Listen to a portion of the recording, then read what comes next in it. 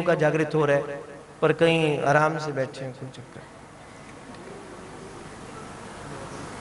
अब तो हम बड़े हो ही गए, अब क्या, अब कौन सा, नहीं महाराज नहीं।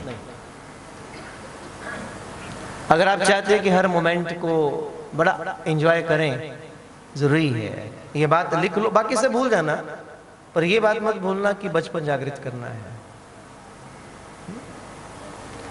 जब छोटे छोटे बच्चों के साथ बैठो तो बच्चे हो जाओ, ये आपकी खूबी होनी चाहिए। 5 साल का बच्चा है, उसके साथ बैठकर आप बिल्कुल बच्चे हो जाओ। आपके सामने 20 साल का युवा आ जाता है, तो आपकी साइकोलॉजी इतनी पावरफुल होनी चाहिए कि आप उसके साथ, उसके स्वभाव के साथ मिलकर उससे बात करो। और आपके सामने 80 साल का बुजुर्ग होता है, तब आपके अंदर भी खूबी होनी चाहिए कि आप उसके सामने कैसे बैठो, आपके अंदर की लियाकत वैसी होनी चाहिए। जरूरी है, ये जीवन जीने का तरीका है, जीवन जीने का सलीका है। सबको आदर दो, सबके प्रति प्यार का भाव रखो। अब ध्यान दो, जो बात हम बात कर रहे हैं मैनिफेस्टेशन की, कैसे करोगे मैनिफेस्ट? पहले मैनिफेस्ट का अर्थ समझ रहे हो? मैनिफेस्ट मतलब जो आप करना चाहते हैं, सबसे पहले उसको क्लियर करो, आप क्या करना चाहते हो। प्रकृति सपोर्ट करती है। अगर आपके अंदर बड़ा, पहले सेल्फ कॉन्फिडेंस बहुत जरूरी है, कंफ्यूज नहीं होना। कुछ चीजें ऐसी हैं, अगर आप उसे करोगे, रेगुलर करोगे, तो ये पक्का है कि कोई रुकावटें आती हैं, पर आप इजीली क्रॉस कर जाओगे उससे, बड़े इजीली, अच्छे तरीके से। सबसे पहले 5 स्टेप है मैनिफेस्टेशन के। सबसे पहले कि आप क्या करना चाहते हैं, क्या प्राप्त करना चाहते हैं, आप क्या बनना चाहते हैं। मैं आपसे पूछता हूं, किसी से बीच में से आप बताना। पीछे आप खड़े हो ना, जो मेरी ओर देख रहे हो वही खड़े हो जाओ। हाँ, आप खड़े हो जाओ। आपका एम क्या है, आप क्या बनना चाहते हो, आप क्या कर रहे हो, पहले ये बताओ। बोलो बोलो। मेरा पुलिस से भर्ती होना है। पुलिस जी। क्या बोल रहे हैं? अब पुलिस डिपार्टमेंट में जाना है, उसमें जाना चाहते हो? क्या बनना चाहते हो उसमें? टारगेट बताओ ना, क्या बनना चाहिए? पुलिस डिपार्टमेंट में बहुत सारी चीजें होती हैं। IAS। ये किसने बताया आपको ये बनना है?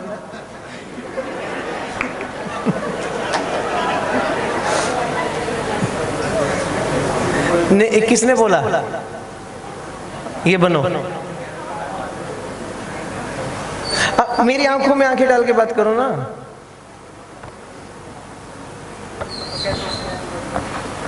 अच्छा, दूसरे को देना माइक, साथ वाले को, किसी को भी दो, बिना झिझक बोलो, खड़े होके बोलना। आप मेंटली फ्री होके बोलो।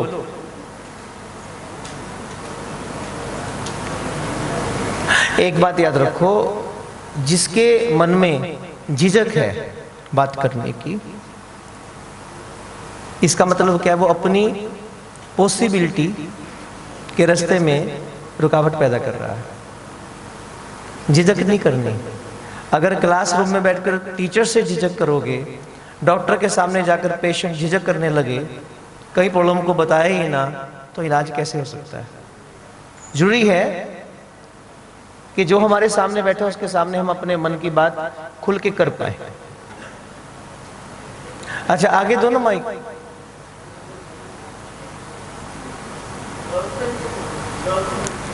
गर्ल्स को दो, गर्ल्स को दो।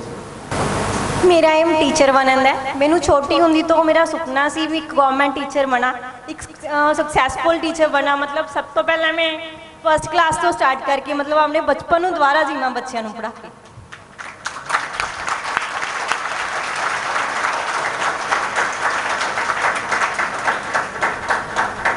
हर बच्चा चाहता है बड़ा हो जाऊं, हर बच्चा चाहता है बड़ा हो जाऊं, और हर बड़ा सोचता है बचपन अच्छा था, वो ज्यादा बढ़िया था। एनर्जेटिक ज़्यादा रहते हो, बचपन से एनर्जेटिक ज़्यादा रहते हो। कोई और? अभी आप क्या कर रहे हो? अभी बीएड आप कर रहे हो, ईटीटी करके अब बीएड कर रहे हो, ठीक है। अपना टारगेट सामने रखो, अभी मैं जो बताऊंगा मैनिफेस्ट करना उसको करो आप। आगे कोई और? संकोच मत करो, झिझको नहीं, अपनी बात को बाहर रखो, आपके लिए फायदेमंद होगा। जितने बॉयज भी बैठे हैं ना जो झिझक कर नहीं बोल रहे हैं, अपनी इस ये भी एक ड्रॉबैक है, इसको ठीक करना चाहिए। आगे कौन बोल रहा है? अच्छा फर्स्ट लाइन में दे दो, इधर यहाँ।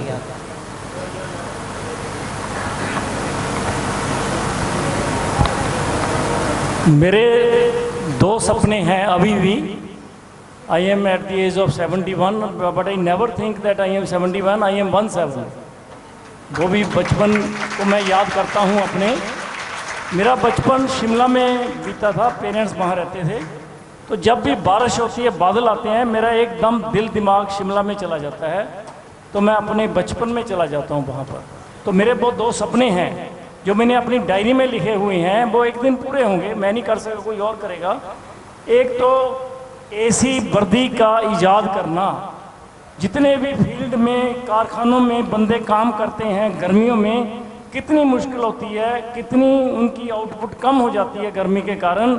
एक वर्दी इजाद हो जो हम पाकर उसको डबल, उसकी जो कपड़ा हो उसमें कार्बन, सॉलिड कार्बन डाइऑक्साइड डाली जाए, नियॉन डाली जाए। मैं अभी इसकी रिसर्च कर रहा हूँ, मेरा फील्ड नहीं है, लेकिन फिर भी मैं चाहता हूँ ऐसी वर्दी इजाद हो जाए, दुनिया में इसका तहलका मच जाए, सभी के लिए सुखमयी हो। Second, the day will come when the man will fly in sky independently. वो हम देख भी रहे हैं कि जो फौजी हैं वो जेट सूट पहनकर उड़ते हैं और दरिया को पार कर लेते हैं, लेकिन एक दिन ये भी आएगा पक्षी की तरह उड़ेंगे आसमान में। ये मेरे दो सपने हैं, मैं इस पर लगातार वर्क कर रहा हूँ। Thank you so much. आपने अभी एक शब्द कहे, ये मेरे दो सपने हैं, मैं नहीं करूंगा तो कोई दूसरा करेगा। अब इसको छोड़ दो। अगर सपनों को पूरा करना है तो ये डाउट क्रिएट कर रहा है। और मैनिफेस्टेशन की पावर कहती है सबसे पहले आप अपने टारगेट पे इतने क्लियर हो जाओ कि हम ही करेंगे। इतने क्लियर हो, क्योंकि यही पॉसिबिलिटी है कि एक बीज को वृक्ष बनना है, ये पक्का है। बीज की यात्रा क्या है कि उसको एक दिन वृक्ष के रूप में कन्वर्ट होना है। पर प्रॉब्लम कहाँ है कि बीज में ये संभावना ही नहीं है वो अपने अंदर जाकर देख पाए, पर हम सब में संभावना है। फिर जो सपना है, जो टारगेट है, आप पुलिस में जाना चाहते हैं, आप एसडीएम बनना चाहते हैं, आप आईपीएस ऑफिसर बनना चाहते हैं, आप साइंटिस्ट फील्ड में जाना चाहते हैं, आप किसी भी जीवन की फील्ड में जाना चाहते हैं, नॉट इवन डिवोशनल फील्ड, आप सोशल फील्ड है, आप कहीं पर भी जाना चाहते हैं, किसी भी रास्ते पर, लेकिन सबसे पहले आप अपने टारगेट के प्रति सजग होने चाहिए। सजग होने चाहिए। राम को अभी अभी एक संदेश आता है, रघुनाथ जी को दशरथ बुला रहे हैं और बड़ी सभा में उन्हें बुलाया और बोले, राम हमारा विचार है, मैंने सभी लोगों से पूछ लिया है और सब चाहते हैं कि आप युवराज बन जाएं। ये हम सबकी इच्छा है कि आप युवराज बन जाएं। तो राम थोड़ा संकोच कर रहे हैं, तो वो हल्का सा मुस्कुरा रहे हैं। तो पहले उन्होंने थोड़ा सा वो किया कि आप ये राजा भरत को बनाइए या समथिंग ऐसा कीजिए, पर बड़ों की आज्ञा थी तो भगवान ने स्वीकार किया, राम जी ने स्वीकार किया। बोले ठीक है आप कहते हैं तो मैं इस चीज को बड़े सॉफ्टली स्वीकार करता हूं। तो स्माइल थी बहुत। ये खबर सुन के राम जी, ऐसा नहीं था ढोल बाजे ले गया अब हम डांस करेंगे, अब कल हम राजा बनेंगे, इतना बड़ी उपलब्धि हो रही है ना। लेकिन थोड़ी देर बाद क्या होता है, आफ्टर सम टाइम एक नया मैसेज आ रहा है और वो मैसेज क्या आता है कि आप राजा नहीं बनेंगे, आप 14 साल के लिए वन की यात्रा पर जाएंगे, आपको 14 साल का वनवास दिया जा रहा है। और ये खबर सुन के दुखी नहीं हो रहे, कोई टेंशन उनके दिमाग पर नहीं थी। किसी प्रकार का भी उनके चेहरे पर कोई शिकन नहीं आया, वो उसी प्रकार स्माइल कर रहे हैं। तो उनसे माँ पूछती हैं कि कई माँ पूछती हैं कि मैंने जो कहा है कि भरत को राजा और तुम्हें वनवास दे रही हूँ, तुम्हारे चेहरे पर कोई शिकन नहीं दिखती, तुम बड़े मुस्कुरा रहे हो, क्यों? तो राम उसमें बड़ा पॉजिटिव निकाल रहे हैं, बोले मुझे लगता है ये बहुत बड़ा सौभाग्य है कि माँ बाप की सेवा करने का सौभाग्य मुझे प्राप्त हो रहा है। वो उसमें से पॉजिटिव चीजें निकाल रहे हैं, बड़ी पॉजिटिव, कि सबसे पहले मानस कहती है वो सुत बड़भागी है, वो पुत्र बड़भागी है, वो बच्चे बड़भागी हैं जिनको माता पिता की आज्ञा का पालन करने का अवसर प्राप्त होता है, वो मुझे मिल रहा है। दूसरे, मेरे अपने छोटे भाई को पूरी संपदा प्राप्त हो रही है, पूरी अयोध्या मिल रही है, तो ये मेरे लिए खुशी का अवसर है। आप देखो आज हम दुखी होते हैं, आप छोटे छोटे पैसे के लिए हम झगड़े कर लेते हैं, कत्लेआम हो जाते हैं, बंटवारे हो जाते हैं, और राम कह रहे हैं मैं तैयार हूं, मेरे भाई को राज दो। और उससे बड़ा बेनिफिट मुझे ये हो रहा है कि मैं 14 साल वनों में जाऊंगा और वहां पर जाकर मुझे साधु संतों का संग भी मिलेगा, मुझे वो प्राप्त भी हो जाएगा। माने उस चीज में भी राम ने हर चीज के अंदर बेनिफिट खोज लिया कि मुझे अच्छा लग रहा है। और दूसरी बात, आप सोचो राम वन क्यों जा रहे हैं? राम के सामने एक टारगेट आता है कि आप अयोध्या के राजा बन जाइए। अब वो विचार करते हैं कि मुझे अयोध्या के राजा तक सीमित नहीं रहना। अब यहां सुनो, एज अ ह्यूमन बीइंग सुनो, वो विचार कर रहे हैं कि मुझे इस राज तक नहीं रहना, मुझे कुछ ऐसा करना है कि पूरे विश्व पर राजा हो, कि पूरे विश्व पर राज किया जाए। टारगेट बड़ा, मैनिफेस्टेशन वो बड़ी कर रहे हैं, क्योंकि अयोध्या का राजा तो हम कभी बन सकते हैं, ये तो महाराज पिता की प्रॉपर्टी है, पिता की प्रॉपर्टी है, मिल जाएगी, कोई दिक्कत नहीं इसके अंदर। तो कुछ ऐसा किया जाए कि जिसके अंदर जन समाज सुखी हो, जन कल्याण हो, केवल अयोध्या नहीं बल्कि पूरे विश्व के अंदर सुख हो, समृद्धि हो, शांति हो, सब लोग सुखी रहें, धन संपदा से परिपूर्ण रहें। मुझे कुछ ऐसा बड़ा काम करना है, मुझे कुछ ऐसा बड़ा टारगेट लेके चलना है, मुझे इतनी बड़ी चीज मैनिफेस्ट करनी है। तो राम ने क्या किया, उस बड़े चीज को मैनिफेस्ट करने के लिए राम जानते हैं मुझे अयोध्या छोड़नी पड़ेगी, तो मुझे वनवास में जाना पड़ेगा। ये जो 14 वर्ष के वनवास की राम की यात्रा है, ये राम राज्य संस्थापना का नींव पत्थर रखा गया है। राम वन गए तो बन गए, अगर राम वन ना जाते तो कभी श्री राम ना बनते, कभी हमारे घरों में राम की तस्वीरें ना होती, कभी हम राम की पूजा ना करते। क्योंकि एक बहुत बड़ी उपलब्धि प्राप्त करने के लिए बीच में जो स्ट्रगल है, ये 14 साल का, पूरी राम जी की लाइफ अलग है, पूरी लाइफ अलग, बहुत बड़ा जीवन राम ने जिया संसार में आने के बाद। लेकिन आज भी हमारे दिमाग में, मनों में 14 साल टिके हुए हैं, 14 साल टिके हैं। अब जानते क्यों 14 साल की भी एक इंपॉर्टेंस है।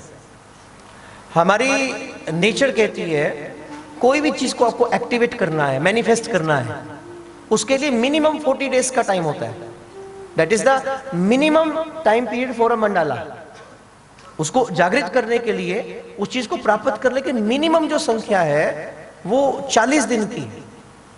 इसलिए आपने कई बार सुना होगा, कई लोग चलिया रखते हैं, जैसे गुरुद्वारे जाते हैं 40 दिन का वो पीरियड होता है, मंदिर जाते हैं 40 दिन का पीरियड होता है ना। ये कई चीजें हैं, बड़ी डीपली हैं, बड़ी एनर्जेटिक हैं। तो मिनिमम जो है उसको प्राप्त करने का, नेचर के साथ कनेक्ट होने का, वो 40 डेज का पीरियड होता है, उसमें मैनिफेस्ट हो जाता है। और उसमें मैक्सिमम टाइम कितना होता है, वो होता है नियर अबाउट 13 to 14 ईयर्स। इसलिए राम 14 साल वनवास जा रहे हैं, मैनिफेस्ट कर रहे हैं। और फिर जब 14 साल की यात्रा करने के बाद, क्योंकि राम राज्य को थोड़ा अब सिंबॉलिकली समझें बात को, बहुत बड़ी मैनिफेस्टेशन करनी है। एक ऐसा साम्राज्य जिसमें सब लोगों के चेहरे पर खुशी हो, सब लोग अपने जीवन को एंजॉय कर रहे हो, सबके पास कोई कमी ना हो, दुख ना हो।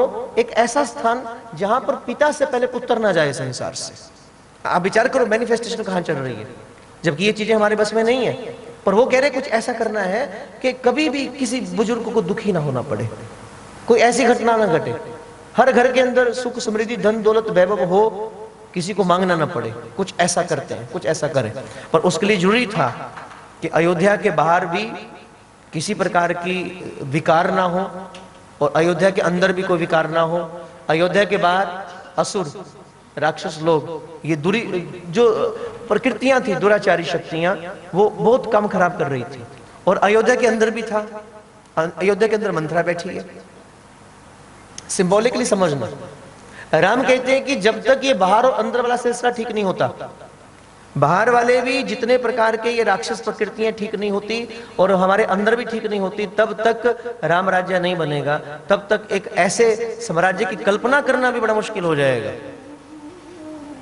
बाहर कौन बैठा है? ये जितने भी काम, क्रोध, लोभ, ये चीजें जो हमें बाहर आकर्षित कर रही हैं, बुराइयां, ये सब, और भीतर भी कुछ है। भीतर मंथरा बैठी है। हमारे मन के अंदर भी द्वंद्व चलते हैं, हमारे मन के अंदर भी युद्ध चलते रहते हैं, हम सदा कंफ्यूज रहते हैं, अंदर भी कई प्रकार के विकार है। और जब तक ये दोनों वाली स्थिति बिल्कुल ठीक नहीं होती, बैलेंस नहीं होती, तब तक आप एक ऐसे साम्राज्य की कल्पना कभी भी नहीं कर सकते हैं। ये राम राज्य केवल राम का राज्य नहीं है, ये हमारे जीवन का राज्य भी है। उसको बड़े सिंबॉलिकली उस फॉर्म में समझिए कि राम बहुत बड़ी चीज को मैनिफेस्ट करने के लिए अयोध्या को छोड़कर 14 साल का वनवास ग्रहण करते हैं। इसलिए जब भी आपके जीवन में कोई कष्ट आता है, आपके जीवन में किसी प्रकार की कोई भी इनबैलेंस होता है, इकोनॉमिकली इनबैलेंस होता है, इमोशनली इनबैलेंस होता है, आप जितने लोग यहाँ बैठे हो ना, चाहे वो स्टूडेंट हैं, चाहे टीचर्स हैं, चाहे वो किसी एज के अंदर हैं, पर अपने मन से पूछो, कहीं कहीं हम इमोशनली इनबैलेंस होते हैं, हम इकोनॉमिकली इनबैलेंस भी होते हैं, कई प्रकार की चीजें हमारे साथ कनेक्ट होती हैं और हम बहुत डामाडोल हो जाते हैं। लेकिन जब जब आपके जीवन में ऐसा समय आए तो समझना वनवास चल रहा है, और जब ये वनवास पूरा होगा तो फिर एक बड़े साम्राज्य की संस्थापना होगी, बहुत सुख आएगा, बहुत आनंद आएगा। पॉजिटिव सोचो, पॉजिटिव सोचो। कई बार किसी से पूछो ना, आप कैसे हो, वो थोड़ी सी दिक्कत होती है, थोड़ी सी प्रॉब्लम होती है, पूछो कैसे, बोले पूछो ना, बस बहुत हालत खराब है। और कोई ऐसा भी होता है जिसको बहुत टिपिकल प्रॉब्लम है, क्रिटिकल प्रॉब्लम है, उससे जाकर पूछो कैसे हो, वो बड़े मुस्कुरा के उत्तर देता है, बोले बड़ी कृपा है, बड़ा खुश हूं मैं। ये शब्दों का असर पड़ता है आपके ऊपर, सीधा सीधा इसका इन्फ्लुएंस आपके मन के ऊपर होता है। This is law of attraction, इसको समझना। लॉ ऑफ अट्रैक्शन क्या कहता है? आप मैनिफेस्टेशन से पहले ये जरूरी है, law of attraction, law of attraction समझ ही गए होगे कि लॉ ऑफ अट्रैक्शन क्या है। जैसे law of conservation of energy क्या है? Energy can neither be created not destroyed, it can only transfer one form into another form. आप ऊर्जा को बना नहीं सकते हैं, आप ऊर्जा को नष्ट नहीं कर सकते हैं, आप केवल और केवल एक ऊर्जा को दूसरे रूप में कन्वर्ट कर सकते हैं। जैसे आपने स्विच ऑन किया और ये लाइट चली, इसका मतलब क्या हुआ कि electrical energy convert into light energy. आपने स्विच ऑन किया, पंखा चला, it means electrical energy convert into mechanical energy. आप हाथों को रगड़ो, गर्म हो रहे हैं, it means your muscle energy now convert into heat energy. आप कन्वर्जन कर रहे हो, एक पुरानी ऊर्जा खत्म नहीं हो रही, नई ऊर्जा बन नहीं रही है, केवल एक ऊर्जा जो किसी और रूप में थी, नाउ इट कन्वर्ट इनटू एक अलग फॉर्म के अंदर वो बदल चुकी है। बस इतना हो रहा है, इतना हो रहा है। ये जितनी एनर्जी हमारे अंदर है, नेगेटिव काम, ये गुस्सा, छोटी छोटी बात पर चिढ़ जाना है ना, खींच जाना, ये विकार, ये मद, ये अहंकार, छोटी छोटी, मैंने किया, मैं ना करूं तो कौन करेगा, ये भी बड़ा होता है सबको। अगर मैं ना कमाऊं तो मेरा परिवार कैसे चलेगा, हम कर्ता बन जाते हैं, जबकि कर्ता तो कोई और है, करवाने वाला तो कोई और है। करण करावन आपो आप कर रहा है, करवा रहा है, लेकिन हम अपने आप को बीच में लेकर आ जाते हैं। ये गड़बड़ है। ये सब नेगेटिव फॉर्म है एनर्जी की, ये सब नेगेटिव है और इनको खत्म नहीं किया जा सकता। कोई कहे मोह खत्म कर दो, क्रोध खत्म कर दो, किसका हुआ? साधु का भी नहीं होता। ये ध्यान रखना। लेक्चर देना अलग बात है, बड़े बड़े शब्द बोलना एक अलग बात है। मोह खत्म कर दो, गुस्सा खत्म कर दो, अहंकार नहीं होना चाहिए, बड़ी खूबसूरत बातें आप कर सकते हो, समझा सकते हो, पर जब अपने ऊपर आती है फिर नोट करो, क्या क्रोध खत्म हुआ, क्या मद गया, अहंकार गया? नहीं जाता, साधु का भी नहीं जाता। और छोड़ो, कारण क्या है? ये खत्म हो भी नहीं सकते। आप देखो, सीधा सीधा ला तो कह रहा है, लॉ ऑफ कंजर्वेशन एनर्जी सिद्ध कर रहा है इस बात को कि आप एनर्जी को खत्म नहीं कर सकते हो, आप रूपांतरण कर सकते हो। ये जितनी प्रकार की ऊर्जा है, क्रोध के रूप में है, अहंकार के रूप में है, इसको आप कन्वर्ट करो किसके अंदर? मोहब्बत के रूप में, प्यार के रूप में हो जाएगी। पर वो भी साधन है, कैसे होगी? अब ऐसा थोड़ी था करंट दौड़ा आ रहा था अचानक लाइट चल पड़ी, ऐसा नहीं होता। आपने सिस्टम बनाया कि इस करंट को यहां तक लाया जाए, स्विच तक लाया जाए, स्विच ऑन करेगा तो इसके कनेक्शन को वहां दिया जाए तो वो चीज कन्वर्ट हो जाएगी। वैसे इंस्ट्रूमेंट आपने यूज किए तभी हुआ ना, साधन तो लगा ना, उसमें आया तब वो कन्वर्जन हुई है, तब वो कन्वर्जन हुई है। ऐसी हमारे अंदर की जो जितनी प्रकार की ऊर्जाएं हैं नेगेटिव फॉर्म के अंदर है, आप इसको बदल सकते हो, कन्वर्ट कर सकते हो। और उसका तरीका क्या है? उसका तरीका ये होता है, आप नाम जपो, भगवान के साथ जुड़ो। कभी कभी लाइफ को जैसे मर्जी एंजॉय करो, उसमें कोई प्रॉब्लम नहीं है। आपको पैसे कमाने से हमारे ग्रंथों संतों ने मना नहीं किया। जितना मर्जी कमाइए, खूब कमाओ, बंगले बनाओ, बड़े बड़ी कोठियां बनाओ, उसमें जाकर रहो, कोई दिक्कत नहीं है। दिक्कत कब होती है? जब तक आप बंगले में रहते हो कोई प्रॉब्लम नहीं है, और जिस दिन आपका बंगला आप में रहता है दिक्कत तब शुरू होती है। जब तक आप मर्सिडी चला रहे हो नो प्रॉब्लम, पर जिस दिन आपकी मर्सिडी आपको चलाती है घटना तब घटती है, दिक्कत तब शुरू होती है। उससे सावधान रहने को कहा है। पुरुषार्थ करो, अच्छा करो। अब लॉ ऑफ अट्रैक्शन क्या कह रहा है? जैसा विचार आपके मन में आ रहा है, जैसा थॉट आपके माइंड में आ रहा है, उस सब थॉट्स की अपनी अपनी फ्रीक्वेंसी होती है, सही कि नहीं? अब मैं इसको करूं तो इस साउंड की अपनी एक फ्रीक्वेंसी है, इसको आप रगड़ो तो इसकी अपनी एक फ्रीक्वेंसी है। सब चीजों की आपकी मेंटली एक अलग फ्रीक्वेंसी, आप जो भी विचार कर रहे हैं उसकी अपनी अपनी एक फ्रीक्वेंसी होती है। होती है कि नहीं होती है?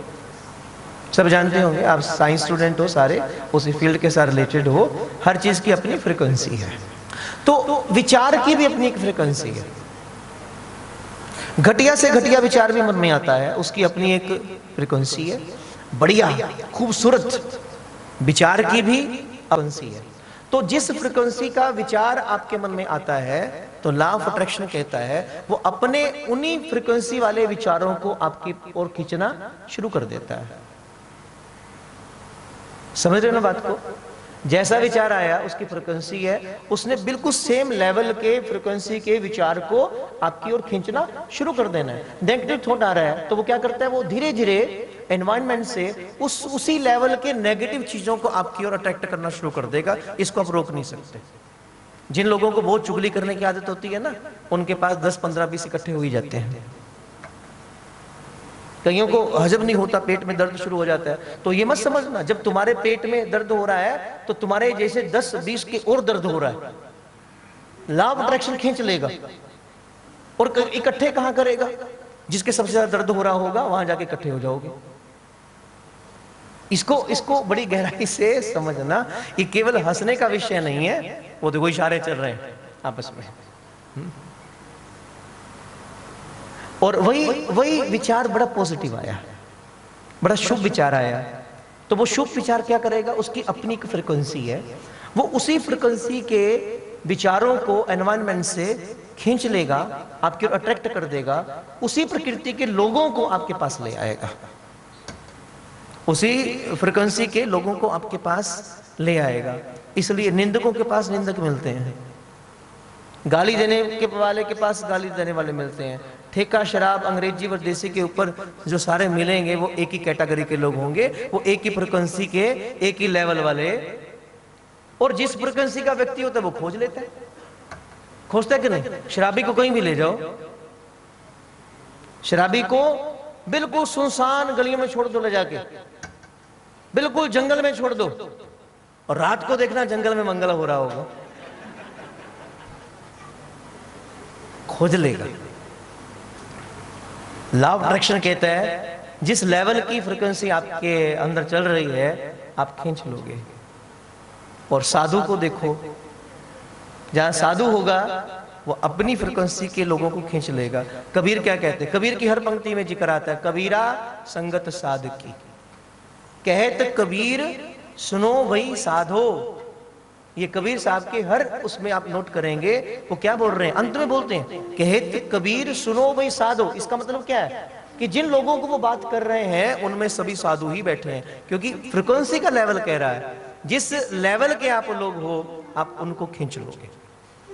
एक एक चीज को समझना थोड़ा सा आपको इजी होगा।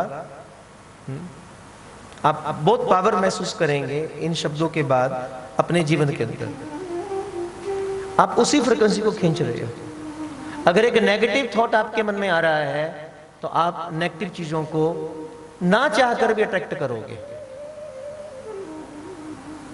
गीता में कृष्ण कह रहे हैं, इसको सुनो। गीता में कृष्ण कह रहे हैं जो व्यक्ति 24 घंटे ये सोचता है मैं बीमार हूं, मैं बीमार हूं, मैं बीमार हूं, मैं बीमार हूं, वो बीमार नहीं है तो भी 100% वो बीमार हो ही जाएगा, क्योंकि उसने 24 घंटे ये सोच सोच के बीमारी के मॉलिक्यूल्स को, उस फ्रिक्वेंसी के लेवल की चीजों को अपने पास इकट्ठा कर लिया है। वो नहीं बच सकता क्योंकि उसने बुलावा खुद दिया है और ये ला है, दिस इज नेचुरल ला।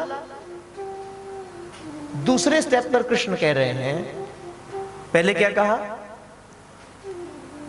उसको अट्रैक्ट करेगा। दूसरे चरण में कृष्ण कहते हैं कि जो भूतों को याद करता है उसे भूत प्रेत दिखते हैं। आप इसे नकार नहीं सकते। This is the one form of negativity, अस्तित्व में होता है। वो कह रहे हैं जो हर वक्त ये सोचता है ना भूत है, प्रेत है, मुझे यहां कुछ दिखा था, मुझे ऐसा फील हुआ था, मुझे ऐसा चल रहा था, तो नहीं होगा तो भी दिखेगा, क्योंकि उसने क्या किया, उसने अपने मेंटली जो अंदर की वो समस्त प्रकार के इमोशंस थे, फ्रिक्वेंसी थी, उसके अंदर उन्हीं लोगों को आकर्षित किया जो उस लेवल के थे। अब भूतों को याद कर रहे तो कौन आएगा आपके पास, भूत ही तो आएंगे, क्योंकि आपका लेवल, फ्रिक्वेंसी लेवल कहां जा रहा है, आप उसी चीजों को इनवाइट कर रहे हो, अट्रैक्ट कर रहे हो, आएंगी आपके पास, इकट्ठी हो जाएंगी, आपको दिखना शुरू हो जाएगा। तीसरे नंबर पर कृष्ण कह रहे हैं, तीसरे नंबर पर कि जो पितरों को याद करता है उसे पितर भी दिखते हैं, पूर्वज। कभी कभी ऐसा भी कई लोगों को ऐसा फील होता है, अनुभव होता है, कईयों को नेगेटिविटी का, एनर्जी का फील होता है ना। तीसरे नंबर पर कह रहे हैं जो पितरों को याद करता है उसे पितर दिखने शुरू हो जाते हैं। चौथे नंबर पर कृष्ण ने कहा जो देवताओं को याद करता है उसे देवता दिखते हैं, माने बड़ी पॉजिटिव पावर, जो बहुत पॉजिटिव है अब वो पॉजिटिव को भी अट्रैक्ट कर रहा है। इतनी फ्रिक्वेंसी आपकी हाई होगी कि आपने देवताओं जैसी शक्तियों को अपने पास बुलाना शुरू कर दिया, वो भी आ जाएंगे आपके पास। ये लॉ ऑफ अट्रैक्शन की पावर है। पर आखिर में कृष्ण ने बड़ी खूबसूरत बात कही है, और वो क्या कही है कि जो हर वक्त, हर सेकंड, हर पल मेरे रूप का चिंतन करता है उसे एक दिन मेरे वृंदावन बिहारी रूप का साक्षात्कार हो जाता है। किसका साक्षात्कार होता है? अब आप पर डिपेंड करता है आप क्या खींचना चाह रहे हो। बहुत लोग ऐसे हैं जिनको कृष्ण दिखते हैं, राम दिखते हैं, गुरु नानक साहब दिखते हैं, गुरु गोविंद सिंह जी का दर्शन होता है, गुरु तेग बहादुर जी की साधना का वो दृश्य उनको नजर आता है, बड़ी एनर्जी वो अपने अंदर फील करते हैं। तो आप विचार करो वो क्यों हो रहा है, क्योंकि लॉ ऑफ अट्रैक्शन, उनका फ्रिक्वेंसी जिस चीज तक लेवल अप हो गया है वो उसी चीजों को अपनी ओर अट्रैक्ट कर रहे हैं। इसलिए अब इससे क्या निष्कर्ष आप निकालते हैं? अच्छा सोचो, जब सुबह सुबह उठो ना, सबसे पहले एक बात याद रखना, आंख खुलते ही नाम जपो, जो भी आप जपते हो, हे राम, हे कृष्ण, वाहे गुरु, वाहे, आंख खुलते ही, अभी कुल्ला भी नहीं किया, ये लिख लो। It will definitely convert your life mainly negativity into positivity, totally convert हो जाएगा। आंख खुलते ही सबसे पहले नाम, जैसे तैसे नाम जपो, और दूसरा रात को सोने से पहले नाम जपते जपते जपते जपते सोवो, और उठो फिर नाम जपो, आपकी नींद भी भक्ति बन जाएगी। ये ध्यान रखना, ये पॉइंट नोट कर लो, ये करना है, पक्का करना है। और दूसरा, उठो तो अपने आप से कहो मैं खुश हूं, मुस्कुराओ, दर्पण के सामने जाओ, जब मैंने कहा शुरू में सजो धजो अच्छे कपड़े पहनो, दर्पण के सामने जाकर अपने आप से कहो मैं बहुत खुश हूं। बोलो, सारे बोल लो, जो उदास है वो भी कह दो मैं उदास हूं। खिलखिला के बोलो मैं बहुत खुश हूं। ये अपने आप से कहना, मैं बहुत आनंद में हूं, मेरा परिवार बहुत खुश है। झिझक हो रही है बोलने में आपको? बोलो मैं बहुत खुश हूं, मेरा परिवार बहुत खुश है, हम बहुत मजे में हैं, हमारा समाज बहुत सुखी है। हर थोड़ी देर बाद ये चीज रिपीट करते रहो अपने आप से, बोलते रहो मैं खुश हूं, मैं बहुत खुश हूं, मैं बहुत खुश हूं, मैं बहुत खुश हूं। आप देखना लॉ ऑफ अट्रैक्शन क्या करेगा, जैसे हर वक्त आप कहोगे मैं खुश हूं, मैं खुश हूं, तो वो खुशियों वाली चीजों को आपके सामने कलेक्ट कर देगा। आपके आसपास हर चीज के अंदर खुशियां ही खुशियां आएंगी, एंजॉय एंजॉय होगा। उसको करो। कन्वर्जन आपके हाथ में, ये चीजें हम कर सकते हैं, इसमें कुछ टिपिकल नहीं है। मैंने ये नहीं कहा कि आप आंख बंद करके 2 घंटे बैठ के साधना करके फिर कहो, नहीं, जैसे याद आए बोलते रहो। कुछ ऐसी चीजें करो जिससे आप अपने आप को खुश रखने के लिए हो सको।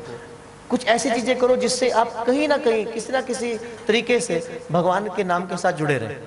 एक बंदे ने बड़ा प्यारा वो चीज की, उसने क्या किया, अपने मोबाइल के अंदर रिंगटोन लगाई, अलार्म लगाते हैं ना अलार्म, तो उसने अलार्म क्या लगाया कि हर घंटे के बाद उसमें से भगवान का नाम निकलेगा।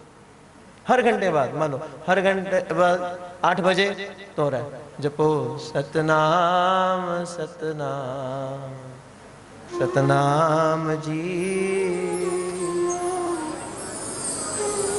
अब होगा क्या, आपका दिमाग कहीं भी होगा, जैसे वो रिंगटोन बजेगी आपका मन ऑटोमेटिकली एक बार कुछ सेकंड के लिए भगवान के साथ जुड़ेगा। आप फिर भूल जाएंगे, फिर नॉर्मल हो जाएंगे, फिर काम में लग जाओगे, और फिर 9 बजे फिर रिंगटोन बजी, जपो सतनाम सतनाम सतनाम जी, वाहे गुरु वाहे गुरु। अब क्या हुआ, फिर कहीं ना कहीं जैसे तैसे फिर मनाया। अब फिर 10 बजे बजी, जय जय राम कृष्ण हरि, जय जय राम कृष्ण हरि, जय जय राम कृष्ण हरि। एक ही लगानी है, कोई भी लगा लेना। ये ना हो 8 बजे कुछ और बजे, 9 बजे कुछ और बजे, 10 बजे कुछ और बजे, 11 बजे कुछ और बजे, और 12 बजे कुछ और बजे, शाम को 5 बजे कुछ और बज रहा है। फिर कंफ्यूज हो जाओगे। नाम के चक्कर में कंफ्यूज नहीं होना, एक ही नाम को, वो जो भी आपको अच्छा लगे, सब नाम उन्हीं के। तो ही राम है, तो रहीम है, तो करीम कृष्ण खुदा हुआ, तू ही वाहे गुरु, तू यसु मसीह, हर नाम में तू समा रहा। एक नाम जो आपको अच्छा लगता है उसको लगाओ, रिंगटोन में लगाओ। पूछा गया उस बंदे से, रात को डिस्टर्बेंस नहीं होती? क्योंकि 24 घंटे लगा रखा है। वो तो शुरू में होती थी, थोड़ा लगता था कई बार नींद में थोड़ी डिस्टर्बेंस हो रही है, पर अब इतना अच्छा लगता है, अब इतना आनंद आता है जब रात को भी वो रिंगटोन बजती है, जय जय राम कृष्ण हरि, जय जय राम कृष्ण हरि। फिर ऐसा एहसास होता है जैसे मैं साक्षात श्री ठाकुर जी की गोदी में बैठा हूं, ऐसा एहसास होता है। तो वो करो, जिस नाम के साथ जुड़े उसी रिंगटोन लगाओ। ये चीजें तो हम कर सकते हैं, इसमें बहुत आपने समय नहीं निकालना, जाओ है? क्योंकि आप जानते हो आप कुछ भी छोड़ सकते हो संसार में, आप रिश्ते भी छोड़ सकते हो, पर आप मोबाइल नहीं छोड़ सकते, क्योंकि आपको मोबाइल के साथ इतनी लगाव हो गई है ना। और लेकिन excess of everything is bad. मर्यादा से ज्यादा जो भी होता है वो खतरनाक होता है। बरसात मर्यादा भूल जाए तो बाढ़ आ जाएगी, नुकसान है। हुआ कि नहीं इस बार? कितना मर्यादा टूट गई, नुकसान हुआ। अब सूर्य मर्यादा भूल जाए क्या होगा, सोच के देखो। जेठ का महीना, ये जून जुलाई अगस्त सितंबर चलता है ना, टेम्परेचर 45 के करीब पहुंचता है, हमारी हालत कैसी हो जाती है, सोच के देखो कैसी हालत होती है। इसी प्रकार जब व्यक्ति भी अपनी मर्यादा को भूलता है तो नुकसान होता है। मर्यादा में रहिए, एंजॉय करो, हर चीज बहुत अच्छी है। जो आज आपके पास टेक्नोलॉजी है मोबाइल के रूप में, आज से पहले कभी नहीं थी। एक ऐसा इंस्ट्रूमेंट आपके हाथ में है जिसके साथ एक सेकंड में आप पूरे वर्ल्ड के साथ कनेक्ट हो सकते हैं। लेकिन अगर सही माने में, सही कायदे में उसका प्रयोग करोगे तो वो आपकी पॉसिबिलिटी को जागृत करके आपको कहीं भी पहुंचा सकता है, ऊंचाइयों पर। और अगर उसका सही तरीके से इस्तेमाल नहीं हुआ तो वो आपको कहीं भी गिरा सकता है। आज लोग ऊपर की बजाय नीचे ज्यादा जा रहे हैं, ये भी गड़बड़ है। क्यों? Excess of everything is bad. समझना, गर्मी बहुत हो ना, तपश बहुत हो, बहुत गर्मी हो, नंगे पैर चल रहे हो, जमीन तप रही है, छाले हो रहे हैं, राहत नहीं मिल रही, और अचानक एक तरवर, एक वृक्ष के नीचे जाके खड़े हो जाओ तो बड़ा सुकून मिलता है। मिलता है कि नहीं मिलता? बहुत मिलता है। इसी प्रकार कहीं भटक लो, कहीं चले जाओ, पूरी दुनिया में घूम आना, कहीं भटक लेना, लेकिन जो आनंद, जो सुख, जो सुकून अपनी माँ की गोद में मिलेगा वो कहीं नहीं मिल सकता। लाख कोशिश कर लो, नहीं मिलेगा। जो सुकून आपको आपके आराध्य के पास मिलता है वो कहीं नहीं मिलेगा। जैसे सूरज की गर्मी से जलते हुए तन को मिल जाए तरवर की छाया, ऐसा ही सुख मेरे मन को मिला है, मैं जब से शरण तेरी आया मेरे राम। गा लो, टाइम भी बता दो क्या हुआ। 1 बज गया, 7 मिनट बाकी।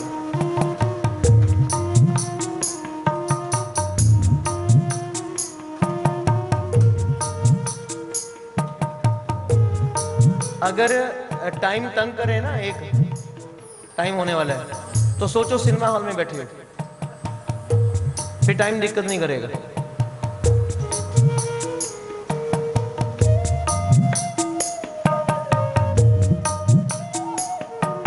सूरज की गर्मी से जलते हुए तन को मिल जाए तरवर की छाया, ऐसा ही सुख मेरे मन को मिला है, मैं जब से शरण तेरी आया मेरे राम। सूरज की गर्मी से जलते हुए तन को मिल जाए तरवर की छाया, ऐसा ही सुख मेरे मन को मिला है, जब से शरण तेरी आया मेरे राम। कुछ भी करते रहना पर जमीन से जुड़े रहना, कुछ भी करना। पक्षी जितनी भी ऊपर ऊंचाई पर उड़ ले, सांझ होगी अपने घर में आना पड़ता है। व्यक्ति कितना भी भगवान से दूर दौड़ ले, कुछ भी करो, खूब कमाओ, लाइफ को एंजॉय करो, जितना मर्जी करो, लेकिन कहीं ना कहीं मन को अपने भगवान के साथ जोड़कर रखो, नाम के साथ जोड़कर रखो। पावर यही है। अब जल्दी जल्दी मैनिफेस्टेशन का सुन लो, उसके 5 स्टेप। पहला, आपने जो करना है उसके प्रति सजग हो जाओ, उसको क्लियर करो। ये करना, कंफ्यूजन नहीं। इसने कहा था ये कर, एमडी तो मैं लगा, नहीं, ये नहीं होगा, आप नहीं कर पाओगे, आप नहीं पहुंच पाओगे। कंफ्यूजन नहीं, दृढ़ हो जाओ। जो आप जिस फील्ड में आप जा रहे हो पूरे विचार के साथ जा रहे हो, अपनी सेल्फ, अपने अंदर की रजामंदी से जा रहे हो, पूरा तैयार हो। पहला स्टेप ये कहता है आप क्लियर कर लो, इस बात को क्लियर कर लो कि जो प्राप्त करने जा रहे हो उस पर आपको कोई डाउट तो नहीं, आप कंफ्यूज तो नहीं है, आप कई लोगों की राय के कारण तो नहीं वो कर रहे हो, अपना अंदर। दूसरा, क्यों कर रहे हो ये भी क्लियर करना है। जो चाह रहे हो, जो आपका सपना है, पूरा होगा, पूरा होगा, लेकिन अब क्यों कर रहे हो इसको भी क्लियर करो। क्यों करना चाहते हो, इससे आपको क्या प्राप्त हो रहा है। ये 2 पॉइंट क्लियर करने के बाद तीसरा आता है, अब जो आपने सोचा, जो आपका स्वप्न है, अब उसके ऊपर अपना कर्म शुरू करो, अपना पुरुषार्थ करो, अपनी मेहनत शुरू करो। अपना पूरा जुनून लगा दो, अपनी पूरी जान लगा दो उसके ऊपर। जो प्राप्त करना हम हासिल करके रहेंगे, होंगे कामयाब एक दिन, पूरा है विश्वास, मन में है विश्वास, होंगे कामयाब एक दिन। लेके हाथों में हाथ चलेंगे साथ साथ, चलेंगे साथ साथ एक दिन। होंगे कामयाब, होंगे कामयाब, होंगे कामयाब एक दिन, पूरा है विश्वास, मन में है विश्वास, होंगे कामयाब एक दिन। अच्छा, जिसने होना है वो तो गाओ। होंगे कामयाब, होंगे कामयाब, होंगे कामयाब एक दिन, पूरा है विश्वास, मन में है विश्वास, हम होंगे कामयाब एक दिन। चलेंगे साथ साथ, चलेंगे साथ साथ, चलेंगे साथ साथ एक दिन, पूरा है विश्वास, मन में है विश्वास, चलेंगे साथ साथ एक दिन। तीसरा, पहला क्लियर करो, दूसरा क्यों कर रहे हो, तीसरा उसके ऊपर मेहनत शुरू करो। अब चौथा स्टेप कहता है रास्ते में रुकावटें आएंगी, पक्का है। रास्ते में रुकावटें बहुत आएंगी, फिजिकली भी आएंगी, मेंटली भी आएंगी, यूं ही नहीं पहुंचा जाता। अब चंद्रयान 3 यूं ही थोड़ी पहुंच गया, रुकावटें आती हैं, लेकिन संकल्प मजबूत हो तो कामयाबी मिलकर रहती। फिर कामयाबी नहीं मिलती, कामयाबी पीछे पीछे दौड़ती, दौड़ती आपके पीछे, आपको ढूंढती है, पक्का। अवरोध आएंगे, फ्रिक्शन होगी, रुकावटें आएंगी, अटकना नहीं है, डट के सामना करो और अपने टारगेट पर ध्यान करते निकल जाओ, निकल जाओगे। और पांचवा स्टेप करता है कि इस कामयाबी से पहले बहुत छोटे छोटे पड़ाव भी आएंगे, जैसे मैंने पहले कहा है ना, बहुत चीजें आप विजय प्राप्त करोगे, सक्सेस होगी। बड़े टारगेट से पहले छोटी छोटी सफलताएं भी मिलेंगी। जो जो मिल रही है सफलता, उस सबको एंजॉय करो, उस सबको एंजॉय करो। और जैसे एंजॉय करोगे आप देखोगे फिर एक दिन आएगा। मैनिफेस्ट क्या कहता है कि ये पूरी प्रकृति, ये पूरी कायनात आपकी मेहनत के साथ जुड़ जाएगी और यही आपकी सपोर्ट करनी शुरू करेगी। अगर कुछ कमी रहती है वो प्रकृति की रिस्पॉन्सिबिलिटी हो जाती है, उसको कंप्लीट करके आपको वहां तक पहुंचाना। उस पावर को आप समझिए, आपको पहुंचाएगा। लेकिन जब टारगेट पर चले, बहुत ज्यादा राय नहीं लेनी, मार्गदर्शक नहीं लेना, चलते रहिए, एंजॉय करो।